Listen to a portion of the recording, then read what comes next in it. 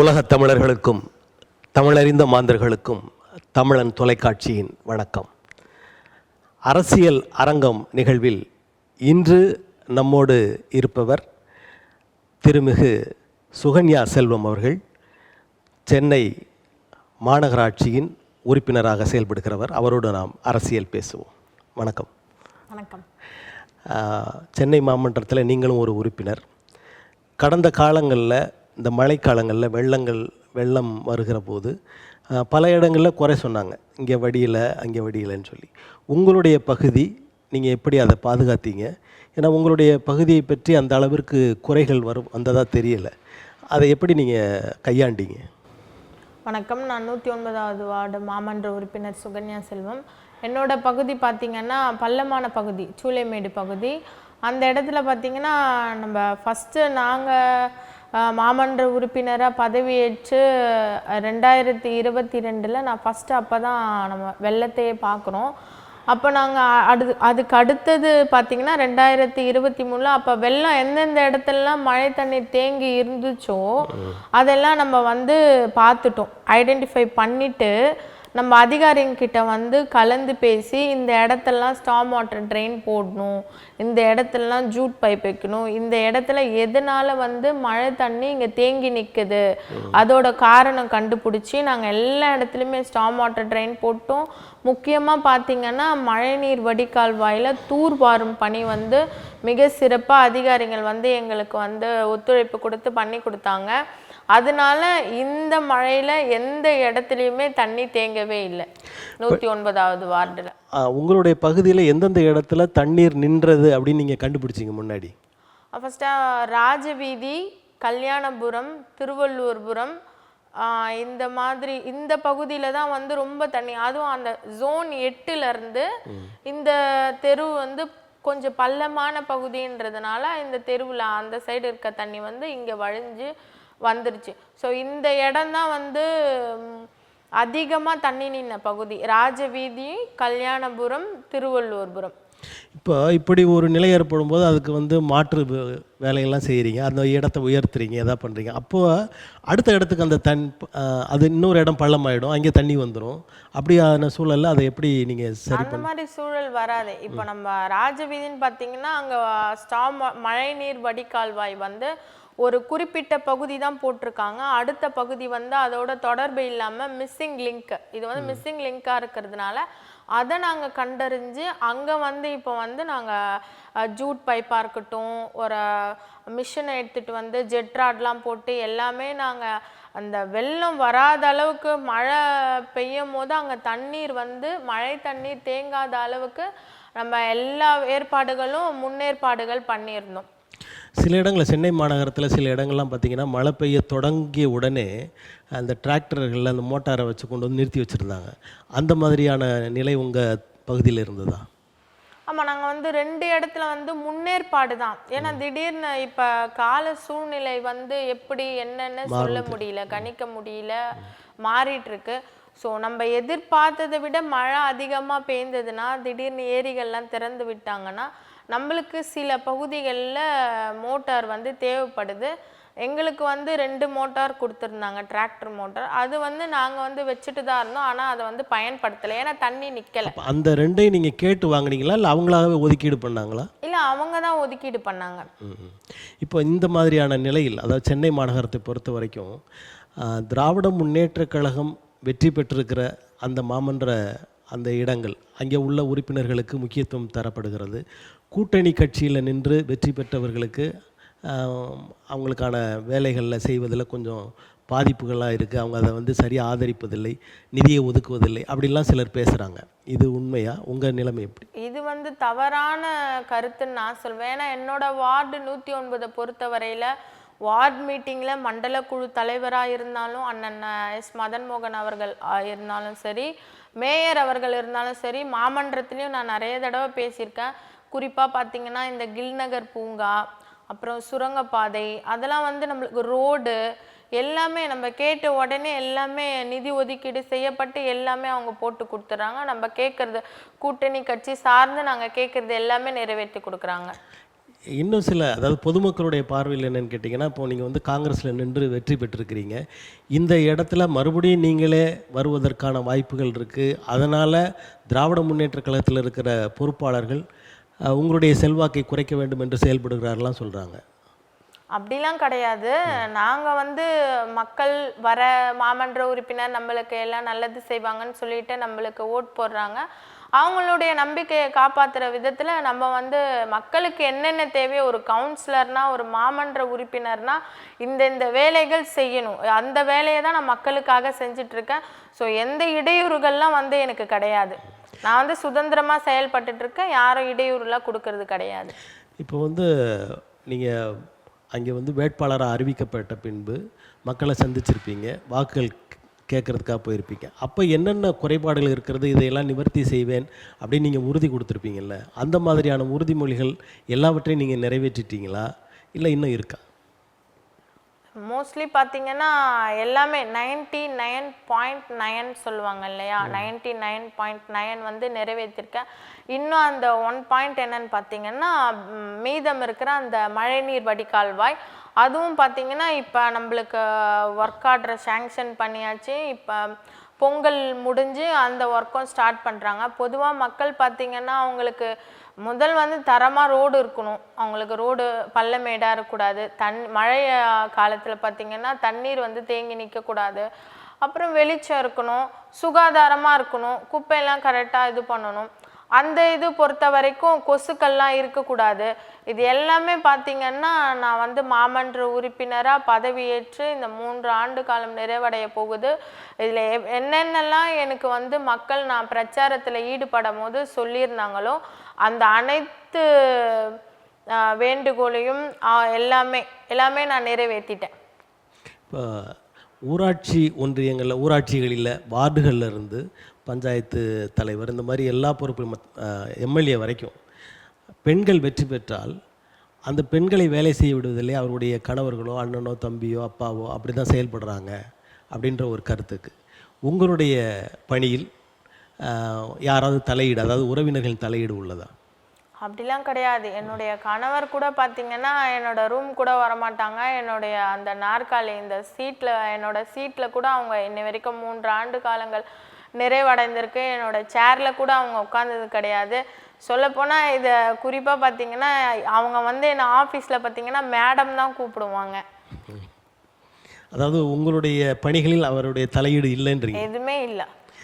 இப்போ இந்த நிலையில் நீங்கள் வந்து உங்கள் பகுதியில் கொஞ்சம் செல்வாக்கை பெற்றிருக்கிறீர்கள். அந்த நிலையில் அடுத்து வருகின்ற சட்டமன்ற தேர்தல்களில் நீங்கள் வேட்பாளராக இறங்குவதற்கான வாய்ப்புகள் இருக்கா? சட்டமன்ற தேர்தலில் வேட்பாளராக வந்து அது வந்து நம்ம தலைமை தான் அவங்க முடிவெடுப்பாங்க.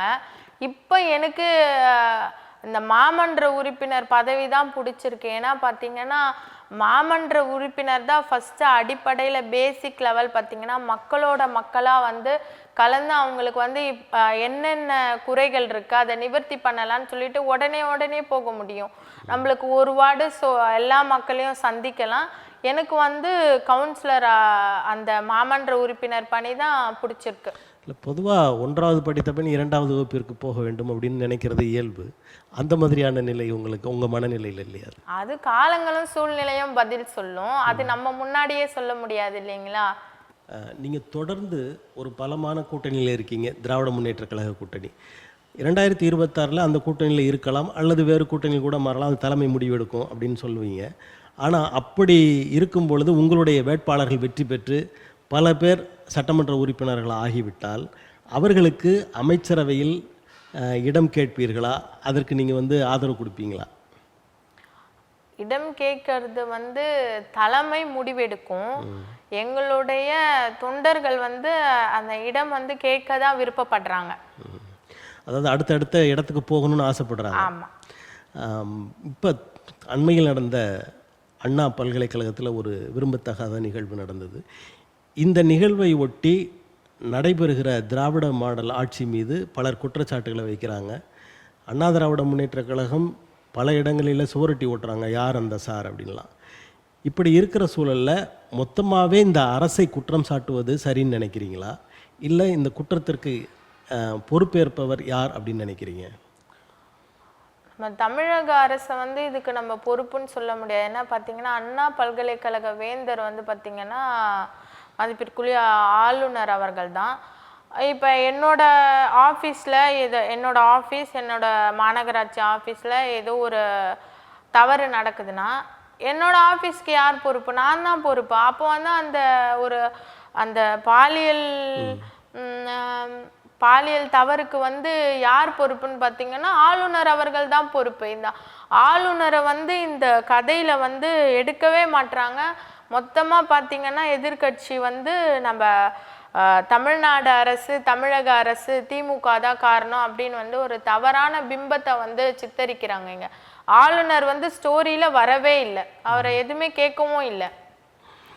இதே நிகழ்வில் அண்ணா திராவிட முன்னேற்ற கழகம் ஆளுங்கட்சியை குற்றம் சாட்டி அதை வந்து தனக்கு சாதகமாக, அதாவது தங்களுடைய பிரச்சாரத்துக்கு, பரப்புரைக்கு 2026 தேர்தலுக்கு பயன்படுத்துகிறது அப்படின்னு சில ஆளுங்கட்சியினர் சொல்கிறாங்க. உங்களுடைய பார்வை என்ன?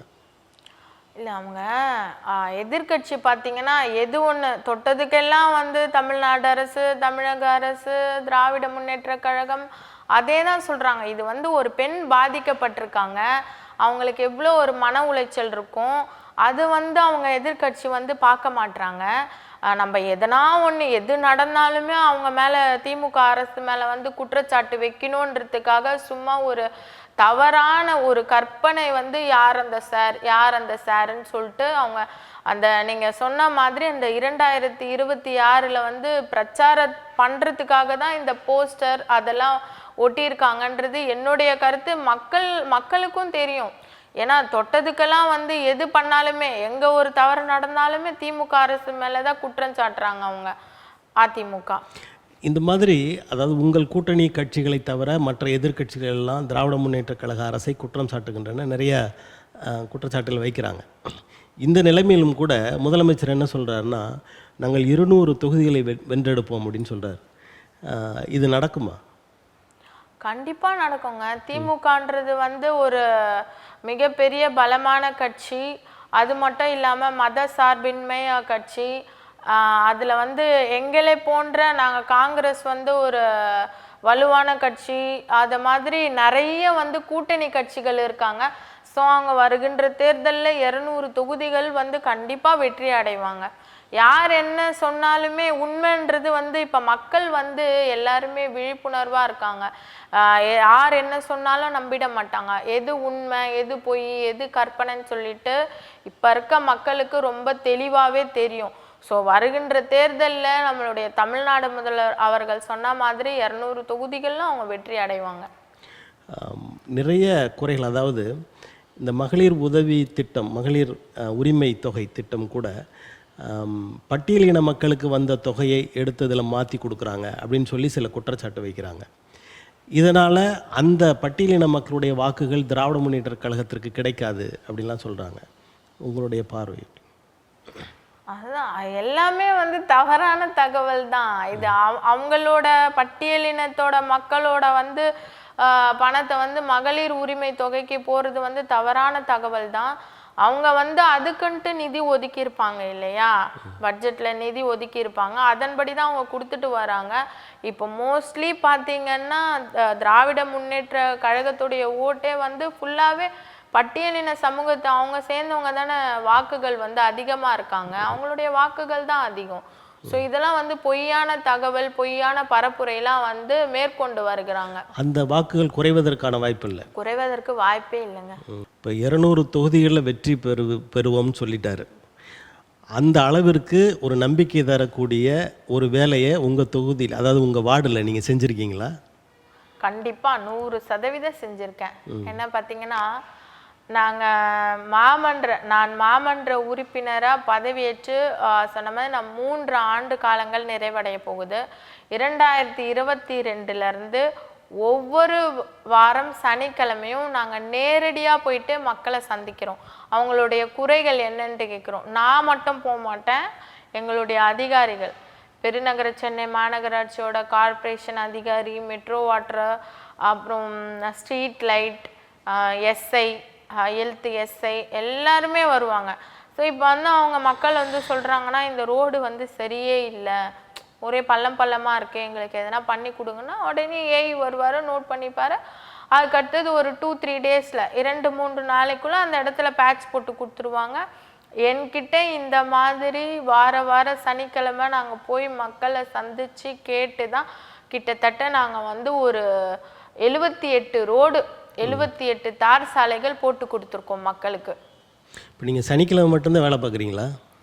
சனிக்கிழமை மட்டும்தான் நேரடியாக நான் மக்களை போய் சந்திக்கிறேன். நான் டெய்லியும் வர்றதுக்கு தயார். ஏன்னா அதிகாரிங்களுக்கு நிறைய வேலைகள் இருக்கும் இல்லையா. சனிக்கிழமையா நாங்கள் கரெக்டாக சூஸ் பண்ணி போகிறோன்னா சனிக்கிழமை வந்து எல்லாரும் வீட்டில் இருப்பாங்க, லீவ் இருக்கும், ஸ்கூல் பசங்க. ஏன்னா மற்ற டைமில் பார்த்தீங்கன்னா எல்லாரும் வந்து அவங்க ஸ்கூலுக்கு சனிக்கிழமையிலேருந்து பள்ளி இருக்க இயங்குது. சனிக்கிழமை பள்ளி இல்லையே. சில பள்ளிகள் இயங்கிட்டு தான் இருக்குது. 4வது வாரம் ஒரு சனிக்கிழமை விடுமுறை விடுவாங்க. ஆனால் எல்லா நாட்களும் வேலை நாட்களாகவும் செயல்படுது. அதை விடுங்க. இப்போ அதிகாரிகள் வருவதனால் அந்த நாளில் போகிறீங்க, மக்கள் இருப்பதனால் அந்த நாளில் போகிறீங்க. மற்ற நாட்களில் நீங்கள் மக்களை வந்து சந்திப்பது இல்லையா? மற்ற நாட்களில் நாங்கள் வந்து பைக் ஸ்டார்ட் பண்ணோன்னா ஒரு தெருவாக போவோம், மக்கள் இருப்பாங்க. அப்போ சொல்லும் போது அதை நாங்களே வந்து நோட் பண்ணிவிட்டு எங்கள் கார்ப்பரேஷன் அதிகாரிக்கிட்ட சொல்லிட்டோம்னா அவங்க வந்து அதை ரெடி பண்ணி கொடுத்துருவாங்க, எங்களுக்கு ஃபோட்டோ போட்டுருவாங்க. அது மட்டும் இல்லாமல் நாங்கள் வந்து இப்போ ஒரு ட்ரைனேஜ் பிளாக்கு, ஸ்ட்ரீட் லைட் எரியலைன்னா டைரெக்டாக அதிகாரிங்கிட்ட சொல்ல மாட்டாங்க, டக்குன்னு கவுன்சிலர் எங்களுக்கு ஃபோன் அடிப்பாங்க. வாட்ஸ்அப்பில் நாங்கள் அதுக்குன்னு தனியாகவே மக்கள் சேவை 109வது வார்டு மக்கள் சேவை வாட்ஸ்அப் குரூப்னு ஒன்று வச்சுருக்கோம். அதில் வந்து அனைத்து அதிகாரிகளும் இருப்பாங்க. மெட்ரோ, வாட்டர் கார்ப்பரேஷன், ஏஇ, ஏடி, எஸ்ஐ, எஸ்ஓ எல்லாருமே இருப்பாங்க. அவங்கள வந்து அந்த வாட்ஸ்அப் குரூப்பில் ஆட் பண்ணிவிட்டு ஒரு தெருவுலேயும் 10 பேர் இருக்காங்க. அந்த தெருவில் எதனா உங்களுக்கு ஸ்ட்ரீட் லைட் எரியலையா, ட்ரைனேஜ் பிளாக்கா, உங்களுக்கு மெட்ரோ வாட்டர் வரலையா, உங்களுக்கு ரோடு சரியில்லையா, டெப்ரி கொட்டி வச்சுருப்பாங்க, அதெல்லாம் ஃபோட்டோ எடுத்து எங்களுக்கு வந்து அந்த வாட்ஸ்அப் குரூப்பில் அப்லோட் பண்ணிட்டாங்கன்னா அந்த இதுவுக்கு எந்த அதிகாரி இருக்காங்களோ அவங்க வந்து மெசேஜ் போட்டுருவாங்க.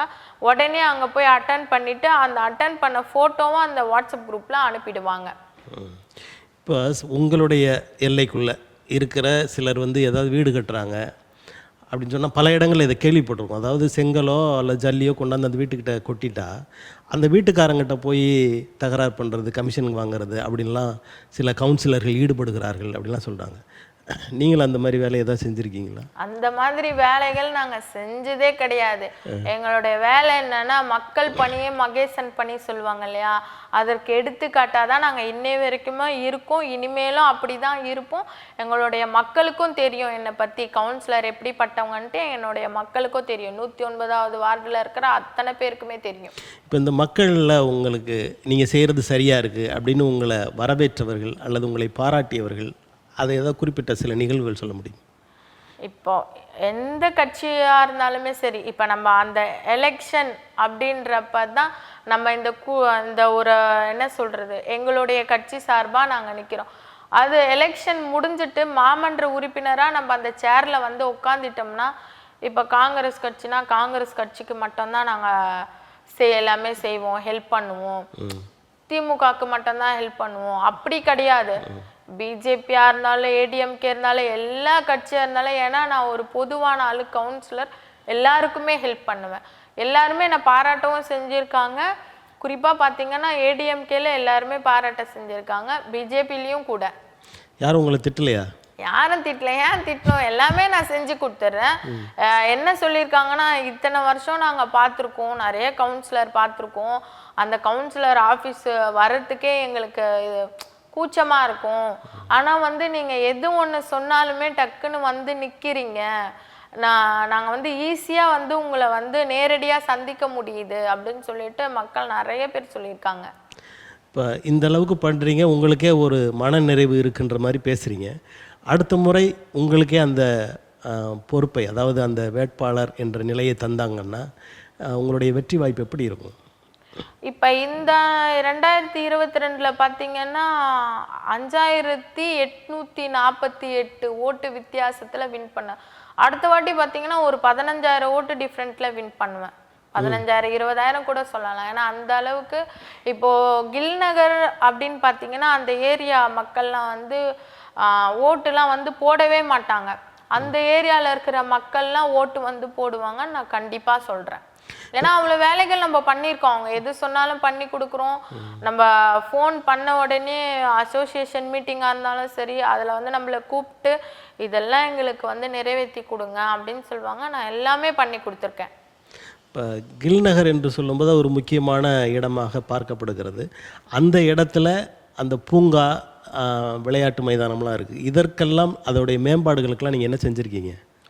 நான் ஃபஸ்ட்டு வந்து பார்த்தப்போ அது பார்க்குன்னே சொல்ல முடியாது, ஒரு பாழடைஞ்ச இடம் மாதிரி தான் இருந்தது. எந்த இடத்துலையுமே ஒரு செடி இல்லை, எதுவுமே இல்லை, அப்படியே வெட்டாந்தர மாதிரி தான் இருந்தது. ஸோ ஃபஸ்ட்டு எங்களுக்கு வந்து உள்ளே போகும்போதே எல்லாருமே சொன்னது என்னென்னா, எங்களுக்கு இது வந்து பார்க் மாதிரி எங்களுக்கு நீங்கள் செஞ்சு கொடுக்கணும் அப்படின்னு சொன்னதை வச்சு நான் ஒவ்வொரு வருஷமும் வந்து அந்த பார்க்குக்குன்ட்டு கவுன்சிலர் ஃபண்டுன்ட்டு கொடுப்பாங்க. கவுன்சிலர் 200 கவுன்சிலருக்குமே ஃபண்டு கொடுப்பாங்க பெருநகர சென்னை மாநகராட்சியிலேருந்து. முதல் வருட ஃபண்டு பார்த்திங்கன்னா 35 லட்சம். அதில் வந்து ஒரு 10 லட்ச ரூபாய் வந்து அங்கே வந்து மேம்பாட்டு பணிகள் செய்யறதுக்கு கொடுத்துருந்தேன். 2வது வருஷம் பார்த்திங்கன்னா 50 லட்சம் கொடுத்துருந்தாங்க. அதுவும் வந்து அங்கே ஒவ்வொரு வருடமும் கவுன்சிலர் ஃபண்டு கொடுக்கும் போது 10 லட்ச ரூபாய் வந்து கில்நகர் பார்க்குக்காக ஒதுக்கீடு செஞ்சிட்டேன் நான். என்னோட ஃபண்டு மட்டும் இல்லாமல் கார்ப்பரேஷன் ஃபண்டு வந்து அதில் நிறைய இருக்குது. குறிப்பாக பார்த்திங்கன்னா அந்த மரத்தை சுற்றி அந்த கிரானைட் கல், கிராஸு, ஃபவுண்டெயின் வந்து எங்களுக்கு வந்து எங்களுடைய சார், அவங்க ஏஎம்ஜி சார்ன்னு சொல்லிட்டு, ஏஎம்ஜி கணேஷ் அவங்க பேர், அவங்க வந்து நமக்கு நாம திட்டத்தில் வந்து 2 லட்ச ரூபாய் கொடுத்துருந்தாங்க. கார்ப்பரேஷன் சைட்லேருந்து 50-50 அது போட்டு அந்த ஃபவுண்டெயின் நாங்கள் போட்டிருந்தோம். அது கிட்டத்தட்ட ஒரு 6 லட்ச ரூபாய் மதிப்பீடு. கிட்டத்தட்ட அந்த கில்நகர் பார்க்குக்குள்ளே ஒரு 98 லட்சம் ரூபாய் மதிப்பீடில் நல்லா பண்ணியிருக்கோம். ஒரு கிரவுண்டு, ஒரு பார்க் எப்படி இருக்குமோ, ஒரு பூங்கா பசுமையாக இருக்குமோ அந்த மாதிரி நாங்கள் அந்த கில்நகர் பார்க்கை செஞ்சு கொடுத்துருக்கோம். இப்படி சிறப்பாக அந்த பணியை செய்து முடித்த பின் அதை பயன்படுத்துகிறவர்கள் உங்களிடம் நேராக வந்து அதை பற்றி பேசியிருக்காங்களா? கண்டிப்பாக பேசியிருக்காங்க. அந்த பார்க்கில் இருக்கவங்கள, இப்போ அந்த பார்க்குக்கு வரவங்க நம்ம வார்டு மட்டும் இல்லாமல் பக்கத்து வார்டில் இருந்தும் கூட வருவாங்க. அவங்கெல்லாம் வந்து பார்த்திங்கன்னா என்னை சந்தித்து எனக்கு சால்வை போற்றி சூப்பராக பண்ணியிருக்கீங்க மேடம், நாங்கள் வந்து நாங்கள் எப்போத்துலேருந்தும் இங்கே வாக்கிங் போயிருக்கோம், ஃபஸ்ட்டு இருந்த பார்க்கோட இப்போ ரொம்ப நல்லா சூப்பராக இருக்குது. அது மட்டும் இல்லாமல் அங்கே நாங்கள் லைட்டிங்ஸும் வந்து பயங்கரமாக போட்டிருக்கோம். அது மட்டும் இல்லாமல் பெயிண்டிங்லாம் வரைஞ்சிருக்கோம். அந்த பெயிண்டிங்க்கும் ஃபோக்கஸ் லைட் எல்லாமே போட்டிருக்கோம். ஸோ அந்த கில்நகர் பூங்கா வந்து நைட்டில் பார்த்திங்கன்னா ரொம்ப பிரைட்டாக இருக்கும். இப்போ இந்த நிகழ்வுக்கு உங்களை அழைக்கும் போது நீங்கள் நான் ஒரு கோல போட்டியில் இருக்கேன் அப்படின்னு சொன்னீங்க. அது இன்னும் பொதுமக்களுக்கானதா? எதுக்காக அந்த போட்டிகள்லாம் வைக்கிறீங்க? ஆமாம், என்னோடய வார்டு 109 வார்டு மக்களுக்காக. ஏன்னா பார்த்திங்கன்னா தை திருநாள் பொங்கல் அது வரப்போகுது. அதனால நாங்கள் 2022 பண்ணிகிட்ருக்கோம். 22 பொங்கல் விழாவை நீங்கள் எடுத்து பண்ணுறீங்க? ஆமாம், பொங்கல் விழா. இப்போ வந்து இப்போ இருக்க ஜெனரேஷனுக்கு தெரியாது இல்லை, இப்போ பொங்கல்னா என்ன, அது எப்படி செலிப்ரேட் பண்ணுவாங்க. இப்போ பார்த்தீங்கன்னா ஒரு ஸ்கூல் ஸ்டூடெண்ட் 9th ஸ்டாண்டர்ட் படிக்கிற பொண்ணு கூட கோலம் அவ்வளோ சூப்பராக போட்டிருக்காங்க. நாங்கள் இப்போ தொடர்ந்து ஒரு 4 நாளாக கோல போட்டி வச்சு நடத்திட்டுருக்கோம். இன்னும் ஒரு 3 நாள். இந்த போட்டிகள்லாம் உங்களுடைய அலுவலகத்துக்கு வந்து போடுறாங்களா இல்லை? என்னுடைய அலுவலகத்துக்கு கிடையாது. நாங்கள் வந்து ஒரு நாளைக்கு ஒரு 10 தெரு சூஸ் பண்ணிப்போம். நாங்கள் ஒரு பேம்ப்ளெட் ரெடி பண்ணி இந்த டேட்டில் இந்த 10 தெரு, 6ஆம் தேதி அதுக்கு அடுத்த 10 தெரு, அந்த மாதிரி ஒரு 50-60 தெருவும் வந்து நாங்கள் சூஸ் பண்ணி இந்த இடத்துல நீங்கள் வந்து ஒரு 7:45க்கு நாங்கள் வருவோம். நீங்கள் கோலம் போட்டுவீங்க, கோல போட்டி நேம்லாம் பக்கத்துலேயே எழுதிடுவாங்க. பார்த்தீங்கன்னா மக்கள்லாம் சூப்பராக கோலம் போடுறாங்க. யாருக்கு ஃபஸ்ட்டு, யாருக்கு செகண்டு, யாருக்கு தேர்டு, யாருக்கு கொடுக்குறதுனே தெரியாமல் நானே முழிச்சிட்ருக்கேன். இப்போ ஒரு தெருவில் பல மதங்களைச் சேர்ந்தவர்கள், இனங்களைச் சேர்ந்தவர்கள் எல்லாருமே இருப்பாங்க. அப்போ எல்லா வீட்லேயுமே அந்த கோலம் தென்படுகிறதா இல்லை ஒரு சில வீட்டில் மட்டும் இருக்கா? எல்லார் வீட்லேயும் தான். கிறிஸ்டின்ஸ், முஸ்லீம்ஸ் அப்படி கிடையாது. எல்லா போட்டின்னா அவங்க வந்து எல்லாருமே சேர்ந்து வேற போட்டி. இல்லை, தமிழர்கள் விடுங்க, தமிழர்கள், கிறிஸ்தவங்க, இஸ்லாமியர்கள்லாம் இருக்காங்க. தமிழர் அல்லாதவர்கள், இந்த வடநாட்டை சேர்ந்தவர்கள்லாம் இருப்பாங்க. அவங்களுக்கு பொங்கலை பற்றி அவ்வளோ தெரியாது. அப்படிப்பட்ட மக்கள்லாம் பொங்கலை பற்றி தெரியாதுன்ட்டு நம்ம சொல்கிறோம், ஆனால் நம்மளை விட அவங்களுக்கு இப்போ நல்லா தெரிஞ்சிருக்கு. ஏன்னா ஒரு வீட்டில் டெனண்ட்டாக அவங்க குடியிருப்பாங்க, அவங்க வந்து அவங்க ஹவுஸ் ஓனர் இருக்கும்போது அவங்க கிட்ட கேட்டு தெரிஞ்சுக்கிட்டு அவங்க கூடயே கோலெல்லாம் போடுறாங்க. அப்படிப்பட்டவர்கள் யாருக்காவது நீங்கள் இந்த நாட்களில், அதாவது கடந்த 3 வருடங்களில் பரிசுகள் கொடுத்துருக்கீங்களா? கொடுத்துருக்குமே. நான் சூளைமேடு பகுதியில் பார்த்தீங்கன்னா ஒரு 20% வந்து வட மாநிலத்தவர்கள் இருக்காங்க, நேபாள் அந்த மாதிரி அங்கே இருக்கவங்கெல்லாம் இங்கே வந்து ஒர்க் பண்ணுறாங்க. இப்போ பொங்கல் விழாவை சிறப்பாக கொண்டாடுறீங்க. பொங்கல் விழானாலே அந்த கிராமத்து மனம் இருக்கணும். அப்படின்ற போது அதற்கான வாய்ப்புகள், இப்போ மாடுகளோ அல்லது அந்த வண்டிகளோ அந்த மாதிரிலாம் இருக்காது. அதெல்லாம் நீங்கள் கொண்டு வந்து அதெல்லாம் காட்சிப்படுத்துறீங்க. மாட்டு வண்டி அது வந்து மாடு வந்து ஒரிஜினல் மாடெல்லாம் எடுத்துகிட்டு வர முடியாது. அது செயற்கையாக மாடு இருக்கும் பார்த்தீங்களா, அதை வந்து செட் பண்ணிவிட்டு இப்போ அந்த கிராமிய கலையெல்லாம் இப்போ இருக்க சமுதாய மக்களுக்கு வந்து இளம் தலைமுறையினருக்கு கரகாட்டம்னா என்னன்னு தெரிய மாட்டுது. ஒயிலாட்டம், பறையாட்டம், அப்புறம் நிறைய கிராமிய நடனங்கள் இருக்குல்ல, மயிலாட்டம்லாம், அதெல்லாம் வந்து நாங்கள் அங்கே ரெடி பண்ணி அந்த ஸ்டேஜில் வந்து அவங்க வந்து கிராமிய கலை வந்து பண்ணுறாங்க. எல்லாமே இப்போ கிராமத்தில் என்னென்ன நடக்கும், பொங்கல் வைப்பாங்க. நம்ம கில்நகர் கிரவுண்டில் பார்த்தீங்கன்னா ஒரு 200 பேரை கூட்டிகிட்டு வந்து அங்கே பொங்கல் வைப்பாங்க. இந்த சைடு வந்து பேச்சு போட்டி, வள்ளுவரை பற்றி, தைத்திருநாள் பற்றி அதெல்லாம் பேச்சு போட்டி, அது அந்த சைடு பண்ணிட்டு இருப்பாங்க. அது முடிச்சிட்ட பிறகு பொங்கல் வந்து பொங்கலிடுவாங்க. அது முடிச்சிட்ட பிறகு யார் யாரெல்லாம் நல்ல கோலம் போட்டிருந்தாங்களோ அவங்களுக்கு வந்து பரிசுகள் வழங்கப்படும். இந்த மாதிரி வந்து பரிசு மட்டும் இல்லாமல் உரியடி, அந்த கயிறு இழுத்தல், லெமன் வித் ஸ்பூன் எல்லாமே கிராமத்தில் வந்து ஒரு பொங்கல் திருநாள்னா எப்படிலாம் இருக்குமோ அது எல்லாமே இருக்கும். இப்போ உங்களை பார்த்தா நீங்கள் சென்னையிலே பிறந்து வளர்ந்தவர் மாதிரி தோணுது. உங்களுக்கு இந்த பொங்கல் பற்றிய சிறப்புகள் எல்லாம் நீங்கள் இந்த பொறுப்பை ஏற்ற பின்பு தான் முழுமையாக தெரிந்ததா, அதற்கு முன்பே உங்களுக்கு தெரியுமா? அதுக்கு முன்னாடியே தெரியும். ஸ்கூல்லலாம் செலிப்ரேட் பண்ணுவாங்க இல்லையா, ஸ்கூலில் செலிப்ரேட் பண்ணுவாங்க. தமிழ் சினிமாலெல்லாம் போடுவாங்க இல்லையா, பொங்கல் எப்படி இருக்கும், ஒரு கிராமத்தில் எப்படி பண்ணுவாங்க, எல்லாமே சினிமாலேயே காட்டிடுறாங்க. நம்ம நேரடியாகவும் பார்க்குறோம். நாங்கள் அப்புறம் நம்மள ஊருக்கு போகும்போதெல்லாம் பார்ப்போம். இப்போ உங்களுடைய அலுவலகத்தில் சில நேரங்களில் நான் பார்த்துருக்கேன், கவிதை சிறகுகள், பட்டிமன்றம் அல்லது கவிதை அரங்கம் இப்படிலாம் நடக்கிறத பார்க்குறோம். இது எப்படி உங்களுக்கு தோணுச்சு? இதை எப்படி நடத்துகிறீங்க? இது வந்து எனக்கு பார்த்தீங்கன்னா என்னுடைய மகன் வந்து ரோனித் இருக்காங்க. அவங்க இப்போ வந்து 5ஆம் வகுப்பு படிக்கிறாங்க. அவங்க வந்து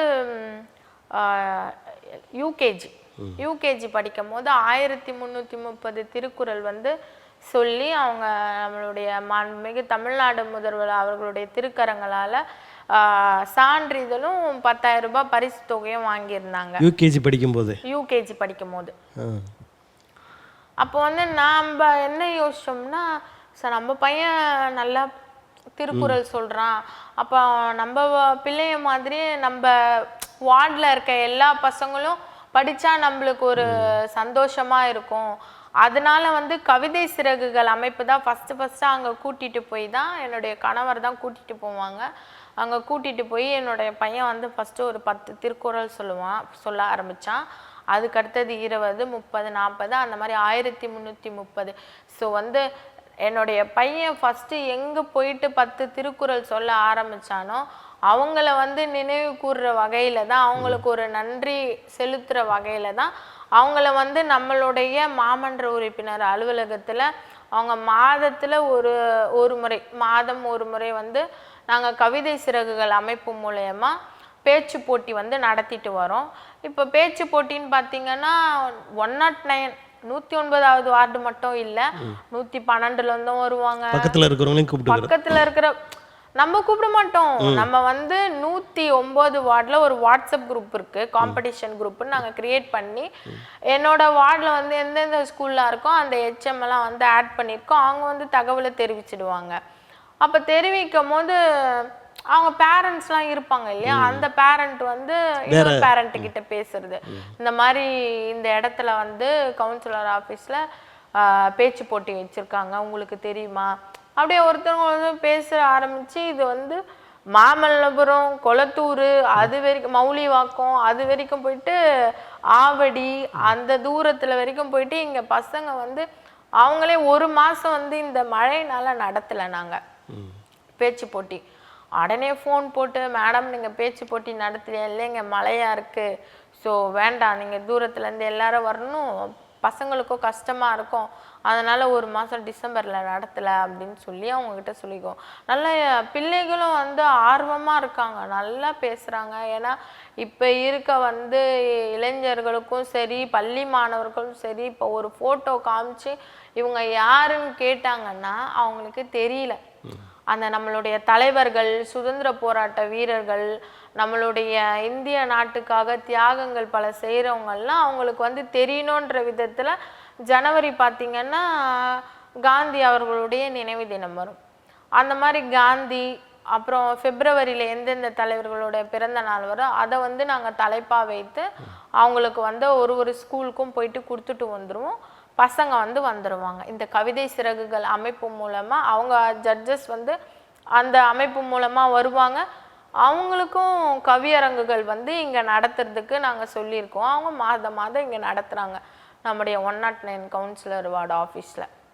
இப்போ அதாவது இன்றியமையாத தேவைகள் மக்களுக்கு, அதை செய்கிறதுக்கு நீங்கள் இருக்கீங்க. அதையெல்லாம் விட்டுட்டு இப்படி ஒரு பகுதியை எடுத்து நீங்கள் செய்கிறது வந்து அது சரின்னு நினைக்கிறீங்களா? சரிதான், கண்டிப்பாக சரி. தமிழ் நம்ம சொன்னால் மட்டும் போதாதுல்ல. இன்றைய தலைமுறைக்கு தமிழே வரமாட்டுது.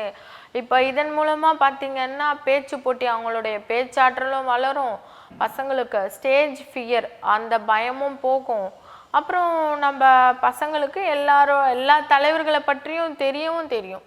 ஸோ இதெல்லாம் நாங்கள் மனசில் வச்சு என்னுடைய மகன் மாதிரி நம்மளுடைய வார்டில் இருக்க எல்லா பசங்களும் நல்லா இருக்கணும், நல்லா படிக்கணும், எல்லாமே தெரிஞ்சுக்கணும் அப்படின்னு சொல்கிறதுக்கு விதமாக தான் நாங்கள் வந்து இந்த பேச்சு போட்டி நடத்துகிறோம். என்னோட வார்டில் இருக்க பேரண்ட்டே சொல்லியிருக்காங்க, கவுன்சிலர்னால் இப்போ நீங்கள் சொன்னீங்க இல்லையா, இப்போ கவுன்சிலர்னால் இன்றியமையாத தேவையை நிறைவேற்றுவாங்க, நீங்கள் அந்த வேலையை செய்யாமல் இந்த மாதிரியும் செய்கிறீங்களே மேடம், சூப்பர் மேடம் அப்படின்னு சொல்லுவாங்க. இப்போ உங்களுடைய மகன் திருக்குறள் முழுவதையும் சொல்கிறாரு, அதே அந்த நிலையை வேற யாராவது எட்டியிருக்காங்களா உங்கள் பகுதியில்? எங்கள் பகுதியில் இன்னும் யாரும் சொல்லலை. ஒரு 100 திருக்குறள் 200 திருக்குறள் தான் சொல்லியிருக்காங்க. நான் ஏற்கனவே சொல்லியிருக்கேன், 1330 திருக்குறள் வந்து எங்களோட ஆஃபீஸில் என்கிட்ட சொன்னீங்கன்னா 15,000 ரூபாய் உங்களுக்கு தரப்படும். அது மட்டும் இல்லாமல் நம்ம மாண்புமிகு தமிழ்நாடு அவர்களில் சந்திக்கிற வாய்ப்பு வந்து நான் ஏற்படுத்தி கொடுத்து சொல்லியிருக்கேன். ஆமாம், தமிழ்நாடு முதலமைச்சர் அவர்கள். இதற்கு ஆர்வம் காட்டுறாங்களா பிள்ளைங்க? ஆர்வம் காட்டுறாங்க. என்னோட வார்டில் பார்த்தீங்கன்னா கில்நகர் அங்கன்வாடியில் ஒரு குழந்தை வந்து 3.5 வயசு இருக்கும், 3.5 வயசு தான். அவங்க வந்து பார்த்தீங்கன்னா கிட்டத்தட்ட ஒரு 40 திருக்குறள் சொல்லுவாங்க. இது தவிர இப்போ அந்த உணவு பொருள் வழங்கல், ரேஷன் கடைகள், இதெல்லாம் நெருக்கடிகள் வரும் அடிக்கடி, அதில் வந்து நிறைய புகார்கள்லாம் வரும். இதையெல்லாம் நீங்கள் எப்படி சீர்படுத்திருக்கீங்க? என்னுடைய வார்டு பொறுத்த வரைக்கும் பார்த்தீங்கன்னா அந்த ரேஷன் கடையில் இந்த புகார்கள் வர்றதெல்லாம் கிடையவே கிடையாது. இப்போ நான் ரேஷன் கடையில் சப்போஸ் ஒரு சில புகார்கள் வந்து அந்த மாதிரி அரிசி இல்லை, எண்ணெய் இல்லை அப்படின்னு சொன்னாலும் அந்த தகுந்த அதிகாரிகள்கிட்ட பேசி நாங்கள் வந்து வரவழைச்சி கொடுத்துருவோம். இது வரைக்கும் அந்த மாதிரி கம்ப்ளைண்ட் வந்ததில்லை. இப்போ சில கடைகளில் மாத்திரம் நிறைய ஆட்கள், அதாவது நிறைய பயன்பெறுவோர் உள்ளே போவாங்க, நெருக்கடி ஏற்படும், நிறைய க்யூவில் நிற்க வேண்டியது இருக்கும். இந்த மாதிரியான சூழல்களை எப்படி சமாளிச்சிருக்கீங்க? இந்த மாதிரி சூழ்நிலையில் தான் நம்ம வந்து கவுன்சிலர் ஃபண்டு கொடுத்துருக்காங்க இல்லையா, 35 லட்சம் ரூபாய் ஃபஸ்ட் இயர் ஃபண்டு கொடுத்துருந்தாங்க. அதில் பார்த்திங்கன்னா எங்களுடைய ஆஃபீஸ் பக்கத்துலேயே ஒரு 2 நியாய விலை கடைகள் வந்து நாங்கள் கட்டி கொடுத்துருக்கோம். மக்கள் ரொம்ப கஷ்டப்படுறாங்க, ஒரு இலவசமாக அரிசி கொடுக்குறாங்க, அதை வந்து எடுத்துகிட்டு வரத்துக்கு பார்த்திங்கன்னா அவங்க ஆட்டோ யூஸ் பண்ணுறாங்க, அதுக்கு வந்து ஒரு 100 ரூபாய் கொடுத்து, ஏன்னா அது வேறு வார்டில் இருக்குது நியாய விலை கடை. ஸோ இதெல்லாம் வந்து நாங்கள் மனசில் வச்சுட்டு இந்த கவுன்சிலர் ஃபண்டு 35 லட்சம் ரூபாயை வந்து 2 ரேஷன் கடை கட்டி கொடுத்துருக்கோம். அதாவது உங்களுடைய வார்டில் இருக்கிற சில டாஸ்மாக் கடைகள்லாம் இருக்கும், அந்த கடைகளில் சிலர் வந்து குடித்து விட்டு பொதுமக்களுக்கு இடையூறு செய்கிறது, இந்த மாதிரி நிலை எல்லா இடங்கள்லையுமே இருக்கும். அது மாதிரியான நிலையெல்லாம் இருக்கா அவங்க? அந்த மாதிரி சூழ்நிலையெல்லாம் இல்லை என்னோட வார்டில். உங்களுடைய வார்டு மக்கள், உங்கள் பகுதி மக்கள் யார்கிட்ட கேட்டாலும் உங்களை பற்றி சொல்லுவாங்கன்னு நீங்கள் நினைக்கிறீங்களா? ஆமாம், கண்டிப்பாக. நீங்கள் வந்து ஒரு ஸ்கூல் ஸ்டூடெண்ட் கிட்ட கேட்டிங்கன்னா என்னை பற்றி சொல்லுவாங்க எல்லாருமே. ஏன்னா நம்ம அடிக்கடி வந்து ஸ்பீச் காம்படிஷன் நடத்துகிறேன்னு சொன்னேன் பார்த்தீங்களா? ஸ்பீச் காம்படிஷனில் ஸ்டூடெண்ட்க்கு வந்து எல்லாருக்குமே எனக்கு தெரியும். கவுன்சிலர் மேடம் கை சின்னம், என்ன சின்னங்க கை சின்னம் கரெக்டாக சொல்லிடுவாங்க. அவங்க வந்து நம்ம வந்து நான் பைக்கில் வந்து போயிட்டு இருந்தேன்னா அவங்களோட பேரண்ட்டு கூட வந்து இங்கே மேடம் போகிறாங்க, கவுன்சிலர் மேடம் போகிறாங்க. ஏன்னா நான் அடிக்கடி ஸ்கூல் போய் பார்ப்பேன். பசங்களுக்கு ஸ்பீச் காம்படிஷனும் வைக்கிறோம். ஸோ வந்து நம்ம வந்து சின்ன பிள்ளைங்க கிட்ட வந்து இருந்தாலுமே அவங்க எல்லார்கிட்டயும் சொல்லுவாங்க இல்லையா? எல்லாருக்குமே தெரியும் என்னை பற்றி. இப்போ பள்ளிகளுக்கு தேவையான உதவிகளை நீங்கள் செய்தது உண்டா? செய்தது உண்டான்ற இந்த கேள்வியே வந்து இல்லை, கண்டிப்பாக செஞ்சுருக்கேன். பார்த்தீங்கன்னா என்னோட வார்டில் 109வது வார்டில் 3 ஸ்கூல் இருக்குது, மாநகராட்சி ஸ்கூல். நமச்சிவாயபுரம் மாநகராட்சி ஸ்கூல், அதுக்கப்புறம் சங்கராபுரம், திருவள்ளூர்புரம். இந்த ஸ்கூல் பார்த்தீங்கன்னா நான் ஃபஸ்ட்டு போகும்போது என்னடா ஸ்கூல் இப்படி இருக்கே அப்படின்னு சொல்லிட்டு ரொம்ப கஷ்டப்பட்டது உண்டு. அதுக்கப்புறம் நாங்கள் எல்லாமே மதிப்பீடு எஸ்டிமேஷன்லாம் எல்லாமே போட்டு சங்கராபுரம் ஸ்கூலுக்கு 25 லட்சம் ரூபாய், திருவள்ளூர்புரம் ஸ்கூலுக்கு வந்து கிட்டத்தட்ட ஒரு 32 லட்சம் ரூபாய் மதிப்பீடு தயார் செய்யப்பட்டு தனியார் பள்ளிக்கு இணையாக வந்து எங்களுடைய பெருநகர சென்னை மாநகராட்சி பள்ளிகள் வந்து இப்போ இயங்கிட்டு வருது. தனியார் பள்ளிக்கு இணையாக இல்லை, தனியார் பள்ளியாகவே இருக்காது. அந்த அளவுக்கு வந்து அந்த பள்ளிகளுக்கு நான் மாமன்ற உறுப்பினராக பதவியேற்று பணிகள் செய்து கொடுத்துருக்கேன். இப்போ நமச்சிவாயபுரம் ஸ்கூலும் வந்து கிட்டத்தட்ட 50 லட்சம் ரூபாய் மதிப்பீட்டில் வேலைகள் நடந்துட்டுருக்கு. இப்போ இது மாதிரி கில்நகர் பார்க்கை நீங்கள் சொன்னீங்க, நாங்கள் அதுக்காக கிட்டத்தட்ட 1 கோடி ரூபாய் செலவு செய்து பண்ணியிருக்கோன்ட்டு. அது வந்து சில உயர் வகுப்பினர் அங்கே வாழ்கிறாங்க அப்படிலாம் சொன்னீங்க. ஆனால் வசதி குறைவு, பொருளாதார குறைவாக இருக்கிற சில இடங்கள்லையும் இந்த மாதிரியான பூங்காக்கள் இருக்கும். அந்த மாதிரி பூங்காக்கள் உங்கள் ஏரியாவில் இருக்கா? அதுக்காக நீங்கள் ஏதாவது செஞ்சுருக்கீங்களா? இருக்கு. நம்ம ஒவ்வொரு சனிக்கிழமையும் ஆய்வு செய்யும் போது மேற்கு நமச்சிவாயபுரம்னு ஒரு இடம் இருக்குது. மேற்கு நமச்சிவாயபுரம், கிழக்கு நமச்சிவாயபுரம். மேற்கு நமச்சிவாயபுரத்தில் பார்த்தீங்கன்னா நம்மளுடைய கார்ப்பரேஷன் பார்க்கு இருக்குது. அந்த இடம் பார்த்தீங்கன்னா ஃபுல்லாக ஆக்குப்பை பண்ணி வச்சு கோழி, ஆடு அதெல்லாம் வளர்த்துட்டு இருந்தாங்க. அப்போ நாங்கள் வந்து ஆய்வு செய்ய வரும்போது அதிகாரிங்க கூட வரும்போது இது யாரோட இடம், நம்மளோட இடம் அப்படின்னு சொல்லியிருந்தாங்க. உடனே என்ன பண்ணோம், அது எல்லாமே அதிகாரிக்கிட்ட ஏஐக்கிட்ட சொல்லி எல்லாமே வந்து ரிமூவ் பண்ணிவிட்டு அங்கே இருக்க குழந்தைங்கள்லாம் விளையாடணும் இல்லையா? அதை ரிமூவ் பண்ணதை வச்சு பார்த்தா நீங்கள் அவங்களுடைய வாழ்க்கை ஆதாரத்தை கெடுக்கிற மாதிரி இல்லையா? அவங்க ஆடு கோழி வளர்த்து ஏதாவது சம்பாதிப்பாங்க. அந்த ஆடு கோழி வந்து அவங்க இடத்துக்கிட்ட வச்சுக்கணும்ல. இது வந்து நம்ம கார்ப்பரேஷன் இடம் இல்லையா? நம்ம கார்ப்பரேஷன் இடம். இப்போ அங்கே இருக்கிற மக்கள் அவங்களுடைய குழந்தைகள் விளையாடுறதுக்கு தானே நம்ம இங்கே ரெடி பண்ணி கொடுக்குறோம். நீங்கள் சொன்னீங்களே இப்போ அந்த ஆடு கோழி அவங்களுடைய ஆதாரத்தை கெடுக்கிற மாதிரி இருக்குன்ட்டு, அந்த ஆடு கோழி வளர்க்குறவங்க தான் வந்து எங்ககிட்ட நன்றின்னு சொல்லிட்டு போனாங்க. அவங்களுடைய பசங்களாம் விளையாடுறாங்க இல்லையா? எல்லாமே நாங்கள் ரெடி பண்ணி அந்த விளையாட்டு உபகரணங்கள் போட்டு கொடுத்து, மணல்லாம் போட்டு கொடுத்து, செடியெலாம் வச்சு எல்லாம் நல்லா நீட்டாக அந்த இடத்துல ஒரே அசுத்தமாக சுகாதாரக்கேடும் இருந்துச்சு. அதனால் அந்த இடத்த வந்து நாங்கள் பசுமை பூங்காவாக மாற்றி கொடுத்துருக்கோம். இப்போ இந்த உங்களுடைய ஒரு வார்டு இதில் வந்து எல்லாருக்கும் உங்களை பற்றி தெரியும், நீங்கள் நிறைய நன்மைகளை செய்திருக்கீங்க. அப்படின்ற போது அந்த எல்லையை விரிவாக்க வேண்டும். இப்போ ஒரு சட்டமன்ற தொகுதினா பல வார்டுகள் அடங்கியது. அப்போ அந்த வார்டுகள் எல்லாம் முன்னேற வேண்டும், அதற்கு நம்ம செய்யணும் அப்படின்ற ஒரு ஆவல் உங்கள்கிட்ட இல்லையா?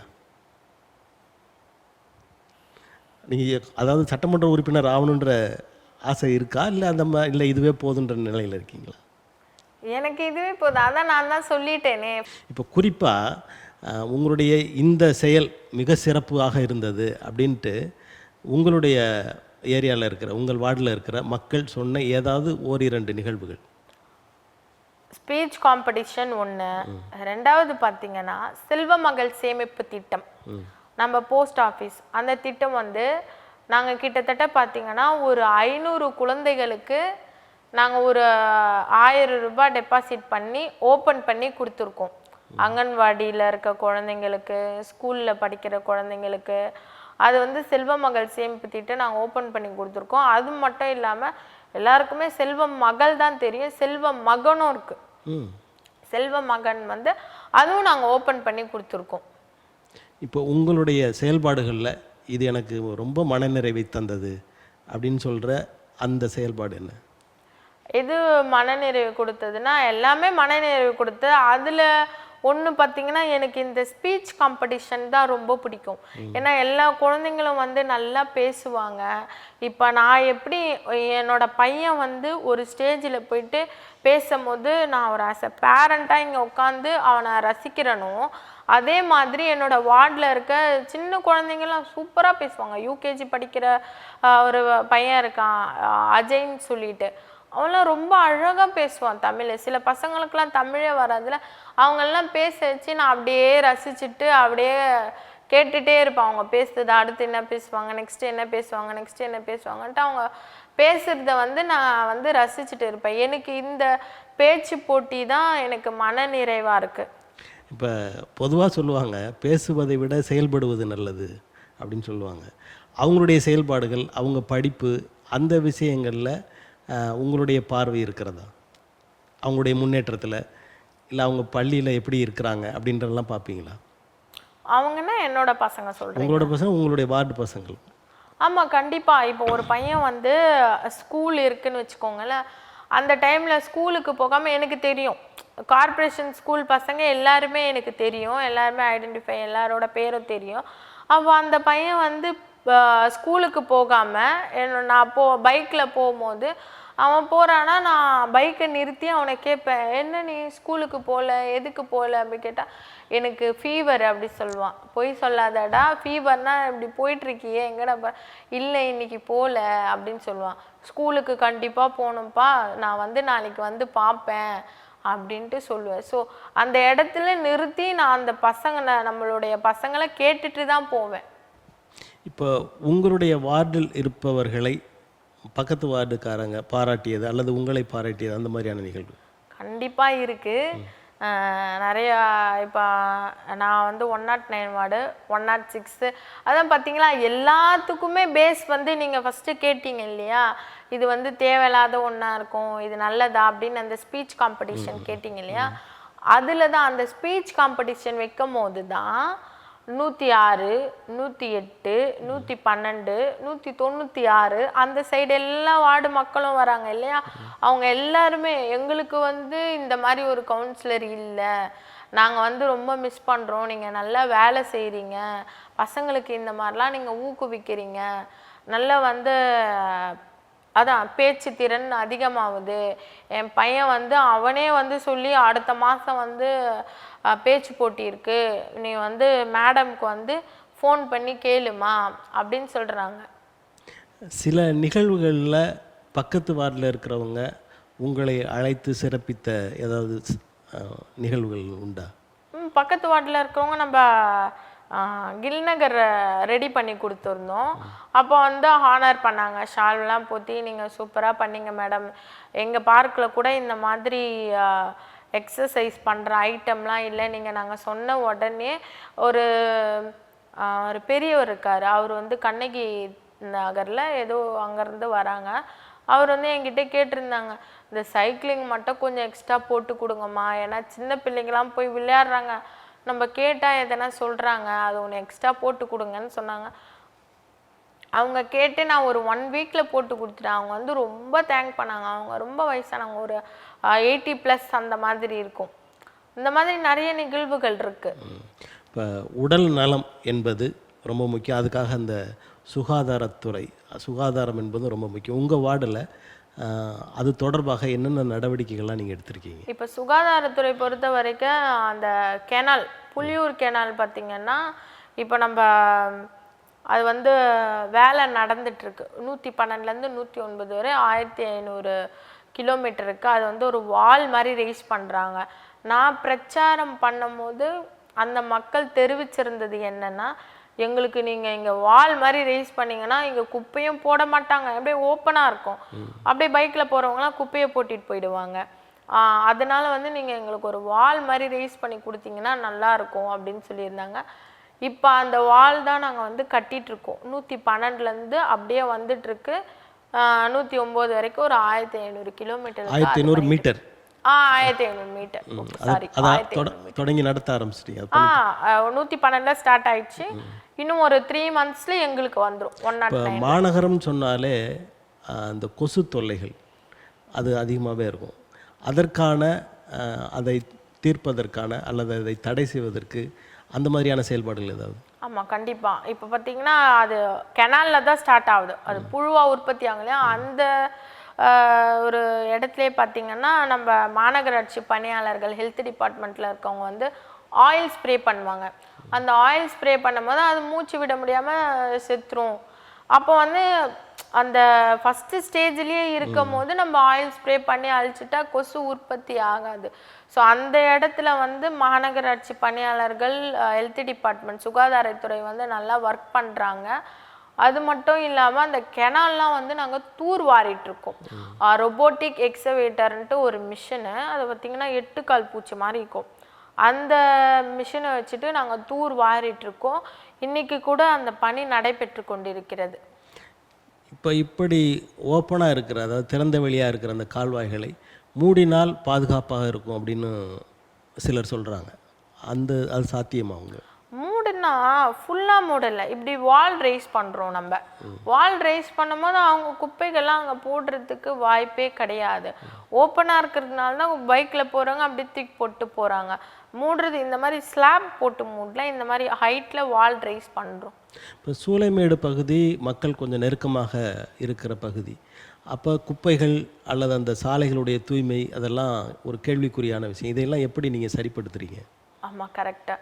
இது வந்து பார்த்திங்கன்னா நம்ம உர்பேசர் சுமித் சொல்லிவிட்டு அவங்க வந்து ரொம்ப நல்லா சூப்பராக வேலை செய்கிறாங்க. ஒவ்வொரு தெருவும் பார்த்திங்கன்னா நம்ம வந்து நீட் அண்ட் க்ளீனாக வச்சுப்பாங்க. நான் ஒரு நாளும் ஒரு தெருவு எடுத்துகிட்டு அந்த இடத்துல வந்து கேங் ஒர்க் மாதிரி போட்டுருவாங்க.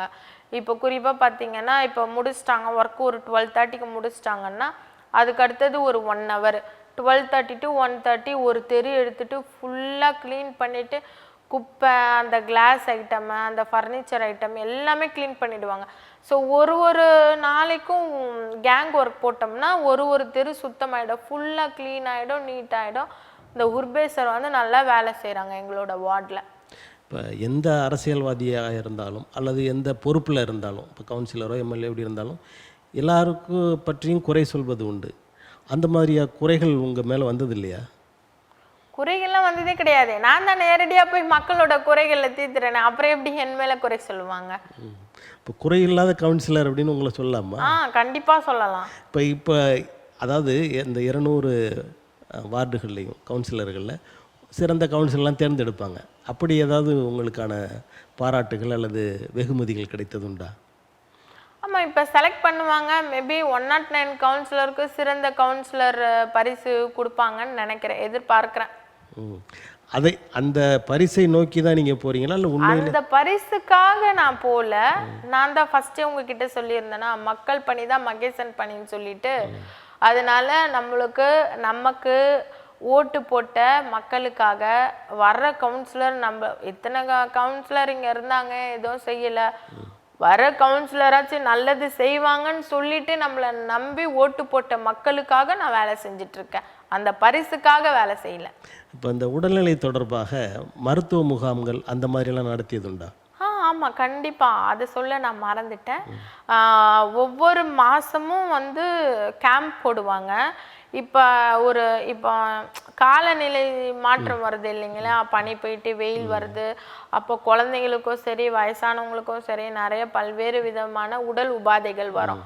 ஸோ அந்த மாதிரி பார்த்திங்கன்னா மக்களே வந்து சொல்லுவாங்க, இந்த இடத்துல எங்களுக்கு வந்து கேம்ப் போட்டுருங்க மேடம்னா, உடனே நம்ம வந்து எஸ்ஓ கிட்ட கால் பண்ணி நாளைக்கு இந்த தெருவில் வந்து நீங்கள் கேம்ப் போட்டுருங்க அப்படின்னு சொன்னால் உடனே போட்டுருவாங்க. கேம்ப்பு மருத்துவ முகாம் வந்து போட்டுகிட்டே தான் இருப்பாங்க. ஒரு 2 days ஒன்ஸ் இல்லை மந்த்லி ட்வைஸ், ஒரு மாதத்துக்கு 2-3 தடவை போட்டுட்ருப்பாங்க. மக்கள் வந்து நம்மளுக்கு கால் பண்ணி நீங்கள் எங்கள் தெருவில் போடணுன்னு சொன்னாலும் அந்த தெருவில் போட்டுருவோம். இப்போ இந்த மருத்துவ முகாம்களில் நீங்கள் தொடங்கி வைப்பீங்க, அந்த மாதிரிலாம் நிகழ்வுகள் இருந்திருக்கும். ஆனால் உங்களை நீங்கள் சோதனை செய்து கொண்ட நிகழ்வுகள் உண்டா? நான் செக் பண்ணியிருக்கேன். இப்போது பிபி போய் செக் பண்ணுவேன், சுகர் போய் செக் பண்ணுவேன். இப்போ ஏன்னா நம்ம செக் பண்ணால் தானே எப்படி அவங்க அந்த மிஷின்லாம் வச்சுருக்காங்களா, அந்த டேப்லெட்ஸ்லாம் இருக்கான்ட்டு நம்ம பார்க்க முடியும். நான் செக் பண்ணியிருக்கேன். மின்சாரத்துறை அது மிகவும் இன்றியமையாத ஒரு துறை. அங்கே அந்த துறையில் ஏதாவது உங்களுடைய மக்களுக்கு சிக்கல்கள் ஏற்படும் போது அதை எப்படி தீர்த்து வைக்கிறீங்க? அது எல்லாத்துக்குமே வந்து ஒரு முக்கியமான காரணம்னு பார்த்தீங்கன்னா, ஒவ்வொரு சனிக்கிழமையும் நாங்கள் நேரடியாக போய் மக்களை சந்திக்கிறோம். சொல்ல மறந்துட்டேன் நான். அதில் வந்து மின்சாரத்துறையும் வருவாங்க, இபிஏயும் வருவாங்க. இப்போ பேக்ஸ் வந்து சரிஞ்சிருச்சு, அவங்க பில்லர் ரைஸ் பண்ண சொன்னால் உடனே நோட் பண்ணிவிட்டு இபி வந்து ரொம்ப சிறப்பாக வேலை செய்வாங்க. எங்கள் வார்டை பொறுத்த வரைக்கும் இபி வந்து எந்த ஒரு பிரச்சனையாக இருந்தாலுமே உடனடி தீர்வு தான். ஒரு 2 நாளில் அவங்க வந்து அந்த பாக்ஸை ரைஸ் பண்ணி பெயிண்ட் அடித்து கொடுத்துருவாங்க. எல்லாமே என்னென்ன நம்ம சொல்கிறோமோ மக்கள் வந்து சொல்கிறாங்களோ, இந்த மாதிரி இந்த ஒயர் வந்து பூமிக்கு அடியில் போகாமல் மேலே போயிட்டுருக்கு, உடனே அதுக்கு வந்து ஒரு 1 வீக் டைம் ஆகும், அதுவும் செஞ்சு கொடுத்துருவாங்க இபி. இப்போ சென்னை மாநகரத்தை பொறுத்த வரைக்கும் சில துறைகள் வந்து ஒரு குழியை தோண்டி போட்டு போயிடுவாங்க, 1 மாதம் 2 மாத காலமாகும், அந்த வேலையை செய்து முடிக்க மாட்டாங்க. அதனால் அந்த மக்களுக்கு பெரிய இடர்பாடுகள்லாம் ஏற்படும். அப்படின்ற நிலையில் உங்களுடைய செயல்பாடு எப்படி இருக்கும்? அந்த மாதிரி இடர்பாடுகள் எங்கள் வார்டில் வந்ததே கிடையாது.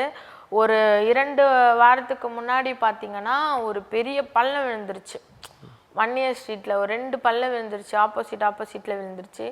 அது ஒரே நாள்லேயே ஃபுல்லாக நல்லா டெப்ரி கொட்டி எல்லாமே பண்ணி மூடி சரி பண்ணி கொடுத்துட்டாங்க. மெட்ரோ வாட்டர்லேயும் பார்த்திங்கன்னா ஒரு லீக்கேஜ் இருந்தது, அது கிட்டத்தட்ட ஒரு 7 அடி பள்ளம் தோண்டி, அதுவும் பார்த்திங்கன்னா அந்த மெட்ரோ வாட்டர் ஏஇ வந்து அவங்க கண்காணித்து அரை நாள்லேயே அந்த பள்ளத்தை மூடி கொடுத்துட்டு ஃபுல்லாக காங்க்ரீட் போட்டாங்க. உங்களுடைய வார்டை, அதாவது நீங்கள் உங்களுடைய வீடு மாதிரி பாதுகாக்கிறீங்கன்னு சொல்லலாமா? கண்டிப்பாக. அதற்கான அங்கீகாரம் உங்களுக்கு கிடைக்கும்னு நம்புகிறீங்களா? கண்டிப்பாக. மகிழ்ச்சி. உங்களுடைய வார்டு சார்ந்த நிறைய நிகழ்வுகளை எல்லாம் சொன்னீங்க.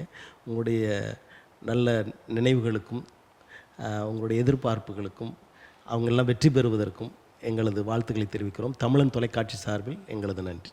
நன்றி.